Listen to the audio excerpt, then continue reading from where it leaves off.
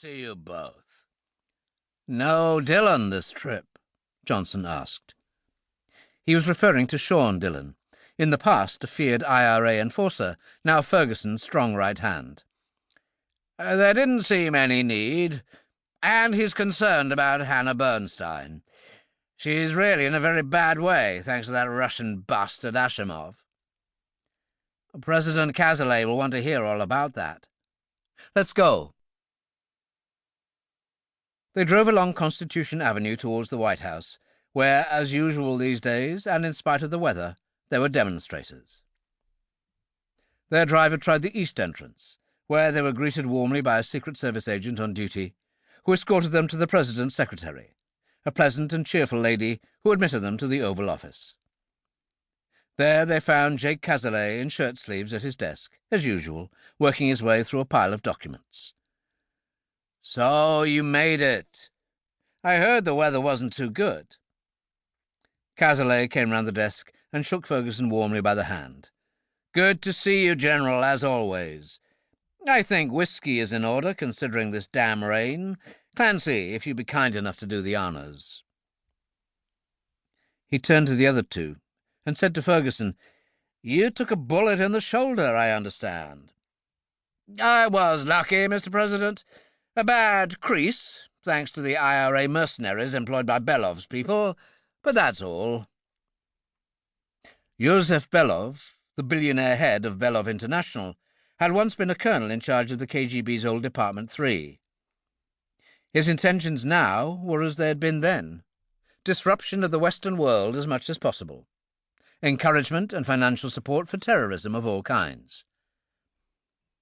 He had very nearly succeeded in assassinating President Cazalet, and, thwarted in that, he had been successful in injuring Ferguson and putting one of his best operatives, Superintendent Hannah Bernstein of Special Branch, in hospital. Belov had been killed in a shootout in Ireland, along with his agents Yuri Ashimov and Major Greta Novikova of the GRU, as well as assorted IRA guns for hire. But the pain they had caused lingered on, in both the body and the soul. Belov was backed by the Russian government at the highest level. Clancy handed out the drinks and then stood against the wall behind them, arms folded. "Right. Tell me the worst," Cazalet said. "I'd say that's Hannah Bernstein," Blake told him. Cazalet was immediately concerned. "Just how bad is she?" "Very," Ferguson told him. "Ashimov ran her down in the street deliberately. She's undergoing treatment at a specialized neurological unit right now." "Anything we can do, General, just ask. That goes without saying." "She's in good hands, sir. She's in the care of George Dawson, one of the best brain surgeons in the business. But there's a limit to what the human body can stand, Mr. President. This could be the end of her career." "She won't like that." There was silence, for there was nothing to say.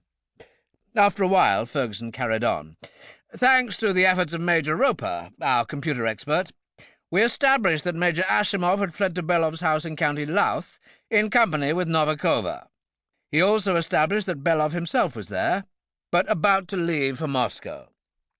And knowing Dillon, he decided to stop him." Ferguson nodded. "By a beach drop, backed up by young Billy Salter." "Our young gangster friend. He does get around. Must have been difficult, though." "Mr. President, that is a particularly IRA area. There isn't a policeman for miles, and strangers stick out like a sore thumb.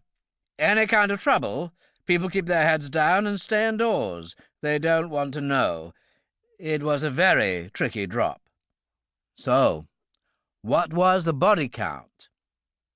3 IRA in the house, plus Ashimov, Novikova, Belov, and an IRA man named Todd Murphy made it out to sea in a boat, but Dillon had rigged it with a little Semtex and detonated it by remote control."